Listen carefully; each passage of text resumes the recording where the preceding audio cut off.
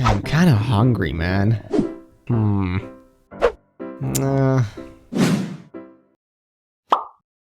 Hello my friends and welcome back to Restaurant 4546B. I'm your head chef, and is anybody else hungry tonight? Well, I am, and whenever I feel the rumbles in my tummy on planet 4546B, there's only one place you turn to, and that's Kelp. I was recently playing the super hardcore ultra difficult Death Run 2.0 mod, link in the description if you're curious, and I was devouring quite a sizable amount of this green goodness along the way, and it got me thinking, is it possible to take your knife, take your hungry tummy, and devour an entire kelp forest in the game from border to border? Well, that's a stupid question, but today we're gonna find out. Now, it all began in creative, doing a bit of experimenting. When you slice the creep vine, you can eventually destroy it after about, give or take 8 slices. Interestingly enough though, if you use the no damage command, this actually won't happen. You can just kind of keep slicing forever. Each creep vine sample will give you 3 food and 1 water, and curiously, the pace at which you destroy them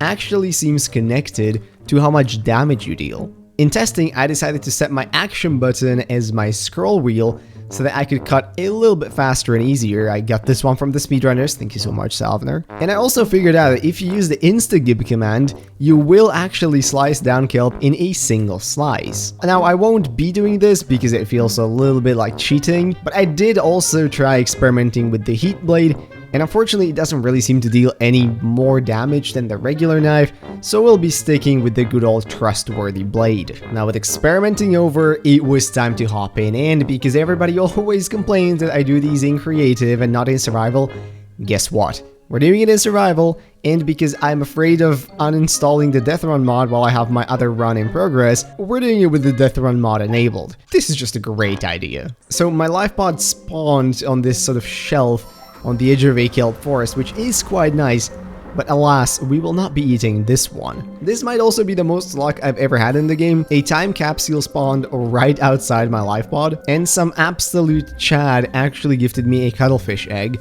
which I will continue to carry with me for the entire rest of the challenge, of course. Now, I sort of went through all the regular motions. Of course, I would need a knife, I knew I would need some oxygen tanks to be able to survive, and I knew that once the Aurora explodes, because of the radiation, I would also need a radiation suit and some pipes and an air pump. The knife came first, then an oxygen tank, then another time capsule like 20 meters from my life pod. What is going on? This one was super cool, got the repulsion cannon and a bunch of materials, but alas, I won't really be needing most of that, so oh well. Night had fallen, but I was able to craft the high-capacity O2 tank. I quickly made myself a pair of fins, just to be able to swim a bit faster, or at least I would have had I had enough power. Now I remember why this mod is so much pain. Also, I sat around, doing absolutely nothing for a while, and then I finally had the air pump, I finally had the pipes, and I was ready to set off on a big adventure. It's very important to pick which kelp forest we're going to be eating, since I can't do all of them across the entire map. Luckily, I did some scouring around in creative earlier, and I had picked the one which is the closest to the back of the Aurora. Now, that might sound like a terrible idea, but before you judge me, consider that this entire video is a terrible idea. Having arrived at the kelp forest of my choice, there was no putting it off.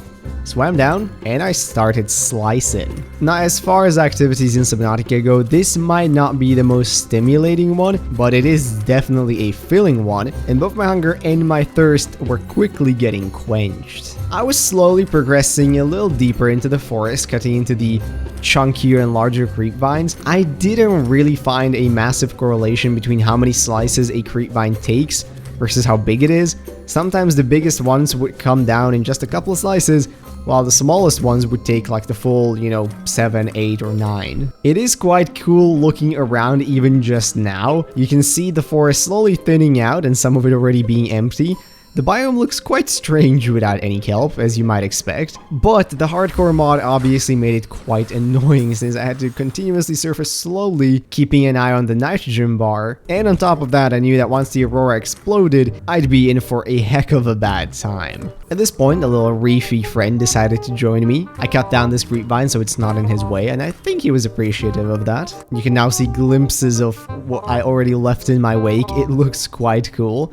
but there's a lot more kelp forest to go. Here you can even see it with the fog command off. That really gives you a sense of kind of the scale of how much I've devoured. Once the night had fallen and I got deeper into the forest, I started getting chased around by some unsavory inhabitants, but luckily, usually a few pokes of the knife would deter them from pursuing me further. But the grind continued. I chopped and ate all throughout the night into the morning sunrise. This area here in particular is quite deceptive because at first, it looks like there isn't that much kelp, but because there are multiple levels and it goes quite deep, there's a bunch of these stalks which grow, under arches or in small caves, so you can't immediately see all of them. Here I'm doing a little flyby just with free cam to kind of show you how much I've already eaten, and it looks pretty strange. Just wait till we're done with this thing. But oh no, then the message appeared. 8.5 minutes to go before I was gonna have a bad time. So I put my head down and I kept on slicing. Now about 4 minutes later, I kind of realized that, I have to find a place to survive the blast, because again, on the ultra hardcore mode,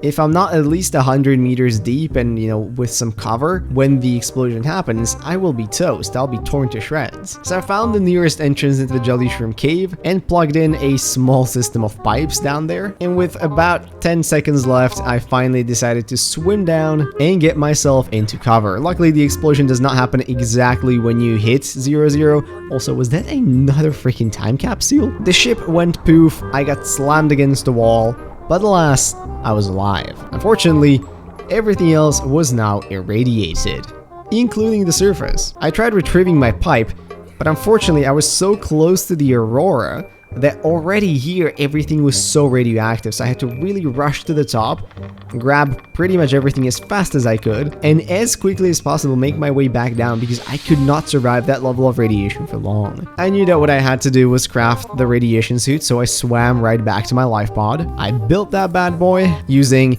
you never would have guessed this, More Kelp, and with it, I swam right back to my half-eaten forest. So yeah, we're back to this fun effect for now.